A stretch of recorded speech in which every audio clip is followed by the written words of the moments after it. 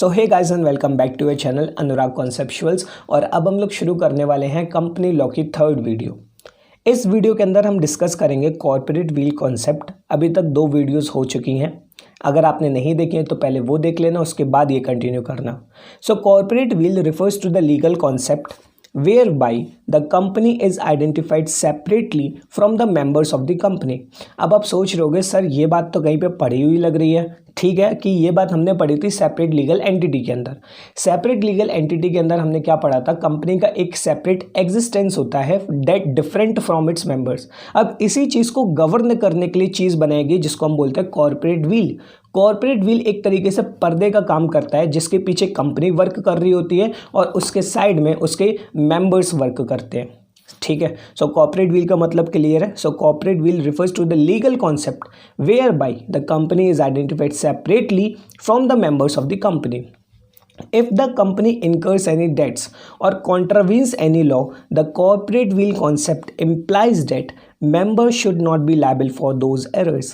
अगर कंपनी ने किसी से उधार लिया है या कंपनी ने किसी भी लॉ को कॉन्ट्रावीन किया है तो उसके बदले कंपनी जिम्मेदार है, ना कि उसके members. In other words they enjoy corporate protection. They का मतलब है members. In other words member enjoy corporate protection. और मेंबर्स हो गए हैं यहाँ पे डायरेक्टर्स भी इंक्लूडेड हैं। ठीक है, ऐसा नहीं है कि मेंबर्स का मतलब शेयर होल्डर्स भी आएंगे, सिर्फ प्रेफरेंस शेयर होल्डर्स ही आएंगे। इसके अंदर डायरेक्टर्स भी आते हैं।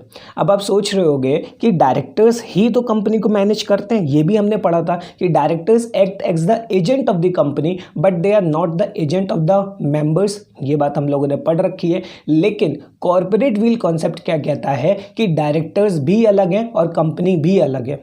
ठीक है, डायरेक्टर्स ऐसा नहीं है कि आप डायरेक्टर्स को ओनर ऑफ द कंपनी समझ लो। ठीक है, thus the share holders are protected from the acts of the company. और इसी वजह से जो शेयर होल्डर्स हैं वो प्रोटेक्ट किए जाते हैं from the acts of the company. इसके ऊपर एक बड़ा ही फेमस केस लॉ था जो कि है Salomon versus Salomon and company limited. कुछ लोग इसे सॉलोमन बोलते हैं, कुछ लोग सोलोमन भी बोलते हैं। चलो केस लॉ पर आते हैं। अब इसके अंदर था क्या, एक बिजनेसमैन था सोलोमन करके, बिजनेस उसका नाम शायद था मिस्टर एरन सोलोमन। तो वो एक लेदर मैन्युफैक्चरर था। उसने एक अपने कंपनी बनाई जिसका नाम रखा Solomon and company limited. Case यहीं से स्टार्ट होता है।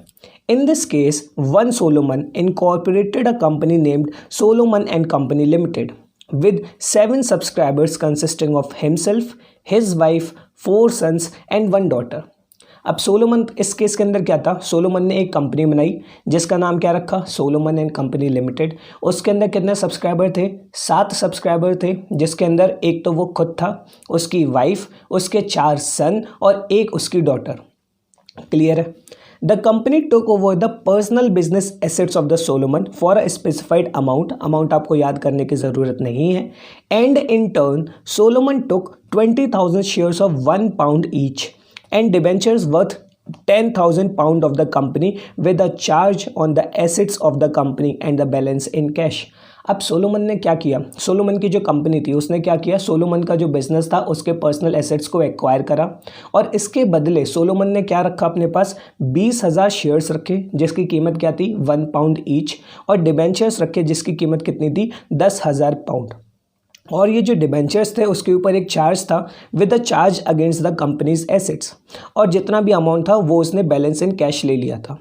अब उसकी वाइफ ने, उसकी डॉटर ने और उसके 4 बेटों ने took up the rest of the shares of the company. और इसके अलावा जो 20,000 शेयर्स सोलोमन ने लिए थे ना, इसके अलावा जितने भी शेयर्स थे वो उसकी वाइफ, डॉटर और 4 सन ने ले लिए थे। तो एक तरीके से देखा जाए तो जितनी भी शेयर कैपिटल है या जितनी भी बोल सकते हो एक तरीके से कैपिटल कंपनी में लगी हुई है वो है किसकी, सोलोमन की ही है। लेकिन जो सोलोमन है वो डिफरेंट है from the Solomon and company limited. यही तो हमारा कॉन्सेप्ट है जो कि क्या है, कॉर्पोरेट व्हील कॉन्सेप्ट, जो कि क्या बताता है कि जो कि क्या बताता है, कंपनी अलग है और कंपनी का जो शेयर होल्डर्स है वो अलग है। यहाँ तक तो कहानी बहुत अच्छी चल रही थी, सब बातें अच्छी थी। सब्सिक्वेंटली उसके बाद क्या हुआ, लगभग 1 साल के बाद की बात है। Subsequently the company went into liquidation due to general trade depression. ठीक है, the unsecured creditors contended that, ये कंटेंडेड है, CONTENED। ठीक है, इसीलिए मैं नोट्स किसी और से नहीं लिखवाता हूँ। खुद ज़्यादा लिखना प्रेफर करता हूँ, तो राइटिंग समझ में आ रही होगी मेरी इतनी अच्छी राइटिंग है कहाँ पे। चलो, the unsecured creditors contended that company was not different from the Solomon and the clock or device of the company was a mere shame, ये mere shame and fraud। ठीक है, ये शेम नहीं है, ये शैम है, मतलब मिलते जुलता वर्ड है। चलो, तो अनसिक्योर्ड क्रेडिटर्स ने क्या बोला। अब देखो इसमें बात ये है कि कहानी कुछ इस तरीके से जाती है, ज़रा मैं यहाँ समझा देता हूँ। सोलोमन एंड कंपनी की जो सोलोमन एंड कंपनी लिमिटेड की जो बैलेंस शीट थी, बैलेंस शीट के अंदर जो उनकी लायबिलिटी थी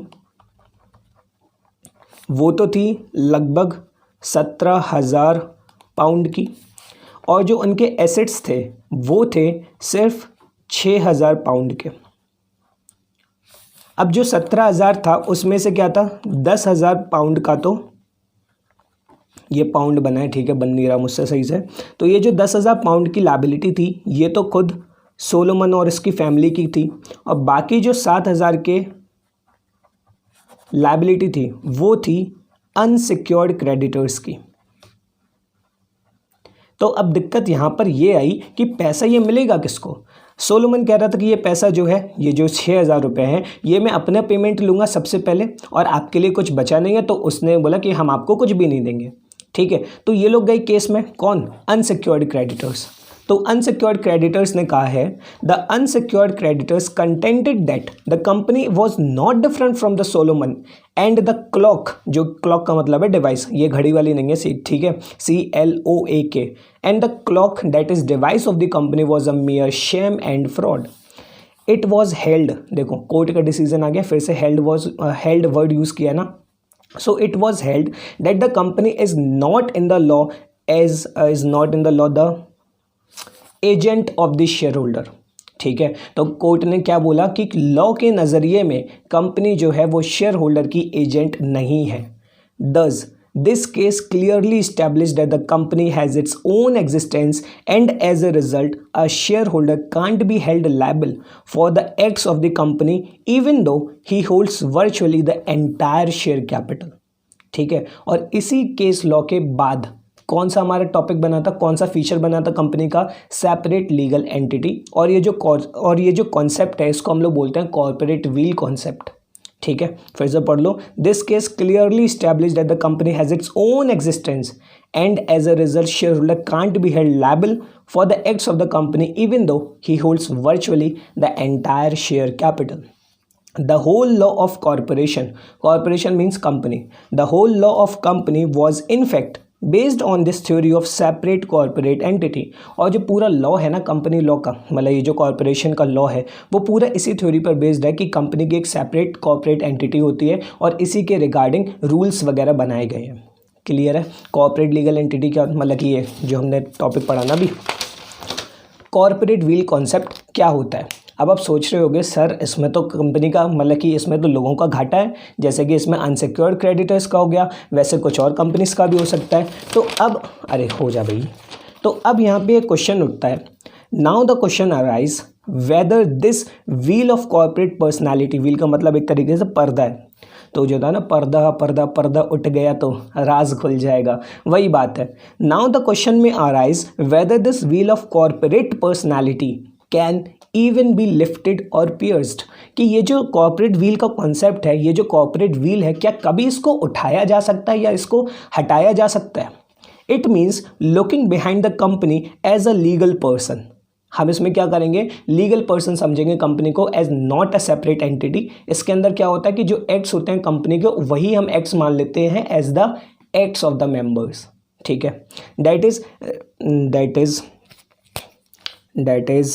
disregarding the separate legal entity of the company and considering the acts of the company as the acts of the members of the company।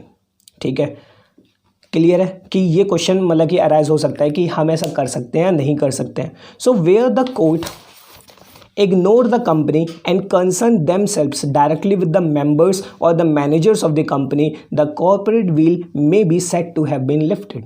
अगर court जो है वो कंपनी को डिसरिगार्ड कर देता है और कंपनी के जो भी एक्ट्स हैं उनको कंसीडर कर लेता है directly with the acts of the members और मैनेजर्स, तब हम ये कह सकते हैं कि द कॉर्पोरेट व्हील जो है वो लिफ्ट हो चुकी है, वो पर्दा जो था वो उठा दिया गया है, जिसको हम बोलते हैं लिफ्टिंग ऑफ कॉर्पोरेट व्हील, जिसे हम पढ़ेंगे नेक्स्ट वीडियो के अंदर, क्योंकि वीडियो 10 मिनट की हो चुकी है और 10 मिनट की वीडियो से ज़्यादा होता है तो आप लोग का मन नहीं होता पढ़ने का, मुझे पता है, मुझे पता चल जाता है कि एवरेज टाइम जो है वो कितना जा रहा है वीडियो का। ठीक है, सो इस वीडियो में भी इतना ही रखते हैं, इसके बाद मिलते हैं नेक्स्ट वीडियो के अंदर, जिसके अंदर हम बात करेंगे लिफ्टिंग ऑफ कॉर्पोरेट व्हील और डिस्कस करेंगे कुछ सिचुएशन जहां पे कोर्ट ये डिसाइड कर चुकी है या कोर्ट जो है वो लिफ्ट कर चुकी है कॉर्पोरेट व्हील को। ठीक है, सो इस वीडियो में इतना ही, इसके बाद मिलते हैं नेक्स्ट वीडियो में, तब तक के लिए bye bye and take care. And guys if you like this video, hit the like button, subscribe to the channel and share with your friends.